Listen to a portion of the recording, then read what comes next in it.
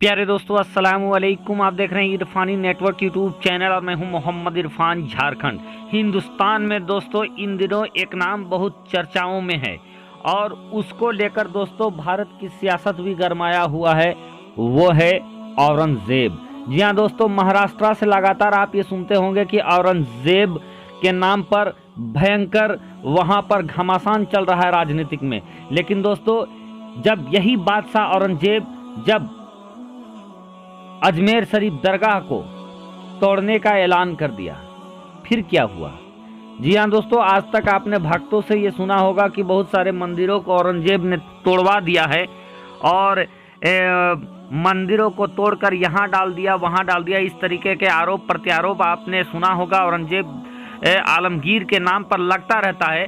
लेकिन दोस्तों, उसी औरंगजेब आलमगीर ने एक बार ये घोषणा कर दिया कि हम अजमेर शरीफ दरगाह तोड़ देंगे। क्यों किया? और जब उसने इस तरीके का ऐलान किया, उसके बाद जो कुछ हुआ दोस्तों, जानकर आप भी दंग रह जाएंगे। सुल्तानुल हिंद ख्वाजा मोइनुद्दीन हसन चिश्ती संजरी रहमतुल्लाह अलैह, ख्वाजा गरीब नवाज का वो दरबार दोस्तों, जहां राजा से रंग तक जाते हैं और सब झोलियां भरकर आते हैं।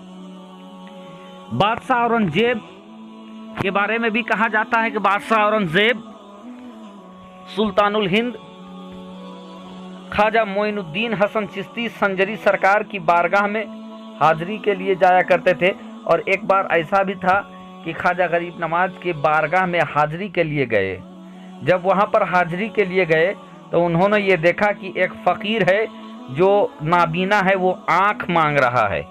वीडियो में आगे बढ़े उससे पहले आप लोगों को बता देना चाहते हैं कि शुगर एक ऐसी बीमारी है जो ज्यादातर लोगों में पाई जा रही है। इसलिए दोस्तों अफ्रीका की जड़ी बूटियों से बनी हुई एक ताकतवर दवा आपके लिए लेकर आए हैं दोस्तों, जिसको खाकर शुगर जड़ से खत्म हो जाएगा। साथ ही साथ दोस्तों, अगर आप मर्दाना ताकत और धात की अगर बीमारी आपको है तो उसके लिए भी एक पावरफुल दवा हमारे पास है दोस्तों, जिसको 1 महीने आपको खाना पड़ेगा दोस्तों, और ये बहुत जल्द खत्म हो जाएगा। आपको इस दवाई को आप हमारे दिए हुए नंबरों पर कॉल करके या व्हाट्सएप करके मंगा सकते हैं, ऑर्डर कर सकते हैं दोस्तों। दरअसल एक फकीर वहां पर आंख मांग रहा था और कई सालों से आंख मांग रहा था। इधर बादशाह औरंगजेब, जिसके नाम से इस समय दोस्तों महाराष्ट्र की सियासत गरमाई हुई है, उसी बादशाह औरंगजेब ने यह कहा था कि मैं ख्वाजा गरीब नवाज की दरगाह में जा रहा हूं और मैं वहां सलाम करूंगा, और अगर मेरे सलाम का जवाब नहीं मिला तो मैं दरगाह तोड़ दूंगा। अब दोस्तों, बादशाह औरंगजेब है, उनका अपना जिद है, ये अकीदा भी उनका है कि अल्लाह के वली अपने कब्र में जिंदा हैं। लेकिन बादशाह औरंगजेब अपने जिद में कि हमको वहाँ से जवाब मिलना चाहिए, हम सलाम करेंगे और ख्वाजा गरीब नवाज हमको मेरे सलाम का जवाब उनको देना ही पड़ेगा। और यही सोच के साथ वो अजमेर शरीफ दरगाह पहुँच गए थे। इधर फ़कीर को देखा कि एक नाबीना है, या अल्लाह आंख दे दे का रट लगाए हुए है। बादशाह औरंगजेब जाकर खड़ा हो जाता है, सोचता है ख्वाजा गरीब नवाज की बारगाह में मांगता आते हैं, झोलियां भर जाता है, और ये किस तरीके से मांग रहा है, जो इतने दिनों से मांग रहा है, इसको आंख नहीं मिल रहा है। दरअसल उसने उससे पूछा था कि तुम क्या मांग रहे हो, तो आंख मांग रहे हो, कब से मांग रहे हो? तो उसने बताया बादशाह को कि कई सालों से मांग रहा हूँ। बादशाह जलाल में आ जाता है कि ख्वाजा का दरबार और इतने सालों से ये आंख मांग रहा है और इसको आंख नहीं मिल रहा है।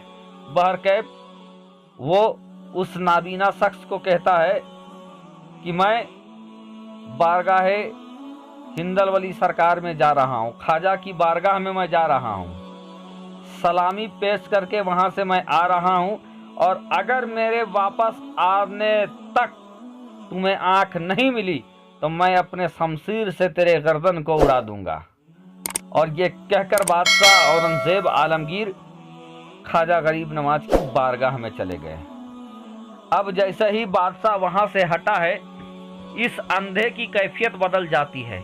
ये अंधा परेशान हो जाता है, हैरान हो जाता है, और इसको कुछ अब समझ में नहीं आने लगता है कि या अल्लाह, अब तक तो मैं आंख मांग रहा था और अब तक तो मैं अंधा था, लेकिन बादशाह ने कहा है कि अगर मुझे उसके लौटते ही, बादशाह औरंगजेब के लौटने तक मुझे आंख नहीं मिली तो मेरा गर्दन उड़ा देगा। तो अब मेरी जान के लाले पड़ गए हैं। और अब क्या था दोस्तों, उसने दिल से, अब कहे डर कहे या जो कुछ कहे, लेकिन दिल से उसने ख्वाजा को पुकारा है कि या ख्वाजा आंख दिला दे। अब क्या था दोस्तों, इधर बादशाह औरंगजेब बारगाह सुल्तानुल हिंद में पहुंच गया, सलाम पेश किया, अस्सलामु अलैकुम। जिस तरीके से अल्लाह के वलियों को सलाम किया जाता है उसी अंदाज में उन्होंने सलाम पेश किया है दोस्तों। अभी कोई जवाब नहीं मिला है। दूसरी मर्तबा सलाम पेश किया है, दूसरी मर्तबा भी जवाब नहीं मिला है, क्योंकि बादशाह औरंगजेब ने कहा था कि मैं सलाम पेश करूंगा और अगर मुझे सलाम का जवाब नहीं मिला तो मैं दरगाह को तोड़वा दूंगा। इस बात को भी आप जहन में रखेंगे दोस्तों। और इधर 2 बार सलाम किया, पहली मर्तबा सलाम किया, जवाब नहीं मिला, दूसरी मर्तबा सलाम किया, जवाब नहीं मिला, अब तीसरी मर्तबा जो सलाम किया है दोस्तों, उधर से सुल्तानुल हिंद की बारगाह से दोस्तों ख्वाजा गरीब नवाज बादशाह औरंगजेब को जवाब देते हैं। साथ ही साथ ये भी आता है कि बादशाह तुम बड़े जिद्दी हो और जिस नाबीना के बारे में तूने कह के आया है कि नाबीना की गर्दन उड़ा देगा, मैं उसी नाबीना की आंखों की बिनाई लाने के लिए, उसकी आंखों की रोशनी लाने के लिए मैं गया था, इसीलिए मुझे जवाब देने में इतनी देर लग गई। अब क्या था दोस्तों कि जब जिस मकसद के साथ बादशाह औरंगजेब आया था ख्वाजा गरीब नवाज की दरबार, उसका वो मकसद पूरा हो गया। वो अपने आप को बड़ा खुश नसीब समझ गया कि उसने सलाम किया और ख्वाजा गरीब नवाज ने उसके सलाम का जवाब दिया।